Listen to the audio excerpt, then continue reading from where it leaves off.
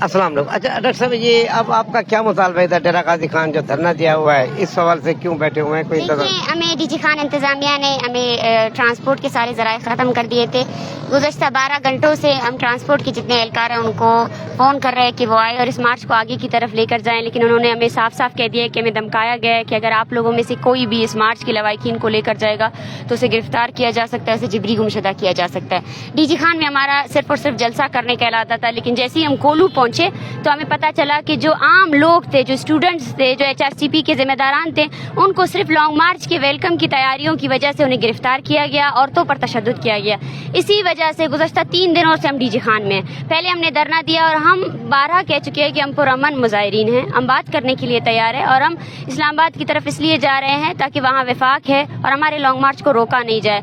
उसके बाद हमने जब डीजी खान इंतजामिया ने 15 से ज़्यादा अफराद को रिहा कर दिया तो हमने उसी टाइम ही धरने को ख़त्म कर दिया, वो रोड खोल दिया। हम आवाम को तकलीफ में नहीं देना चाहते हैं, ये एक अवामी तहरीक है, इसको ताउन, इसको सपोर्ट आवाम ने ही दिया है। लेकिन उसके बाद जैसे ही हमने ऐलान किया था कि हम आज सुबह तकरीबन 9 बजे तौंसा के लिए जाएंगे तो हमें गाड़ियाँ नहीं दी गई। हमने रात को फिर से इंतजामिया को यही अपील की या ये मुतालबा किया कि ये ना करें आप, ये एक गैर इंसानी अमल है जो आप कर रहे हैं।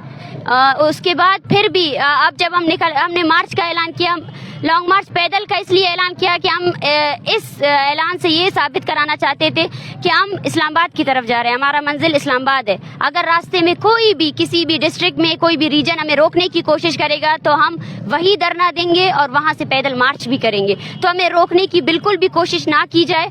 इसी वजह से हम यहाँ इस रोड पे खड़े हैं। अभी मुज़ाकरात के दौरान हमें कहा गया है कि हम आपके लिए गाड़ियों का इंतजाम कर रहे हैं। हम डीजी खान में धरना देने के लिए नहीं बैठे हैं, जैसी हमारी गाड़ियों का इंतजाम किया जाएगा हम लॉन्ग मार्च को आगे की तरफ लेकर जाएंगे।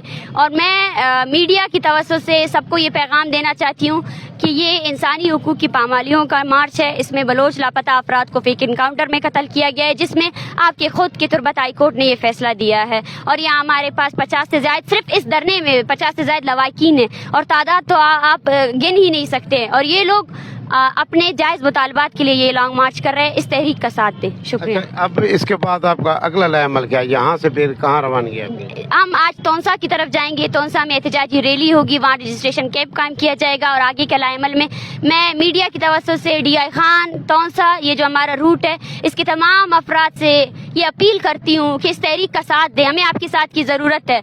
हमें इस्लामाबाद में एंट्री करने के लिए रोका जा सकता है। हम चाहते हैं कि हम इस्लामाबाद विफाक अगर जाएं तो एक बड़ी तादाद के साथ जाएं। खासकर जो मेरे पश्तून भाई हैं जो DI खान में आबाद हैं, उन सबको मेरा ये रिक्वेस्ट है कि आप इस मार्च में अपना साथ दें और हमें इस्लामाबाद एंट्री कराने में हमारा साथ, इस्लामाबाद तक इस मार्च का हमरा रहे। Thank you. इसमें तो एक से आखिरी सिर्फ ये है कि बिल्कुल नो डाउट जो तकलीफ से गुजर रहे हैं आप, यहाँ पर जो मजदूरों को तुरबत में कत्ल किया जाता है वो कौन लोग है? थोड़ा इस बारे आगाह करेंगे। देखिए, हम अगर आप मुझसे ये सवाल कर रहे हैं, हम किसी की भी कत्ल के हक में नहीं है, ठीक है ना। वो एक बहुत बड़ा अहम मसला है जो रियासत एक कॉन्फ्लिक्ट रीजन है, पाकिस्तान एक कॉन्फ्लिक्ट रीजन है और अगर किसी मजदूर को कत्ल किया जाता है या कुछ किया जाता है उसकी जिम्मेदार भी जो अदारे हैं वही हैं, ठीक है। उन्होंने ही एक जंगज़दा माहौल यहाँ बनाया हुआ है जिसकी वजह से बलूचिस्तान में जो बलोच है उनको ज़िंदगी जीने का हक नहीं दिया जा रहा है। Thank you.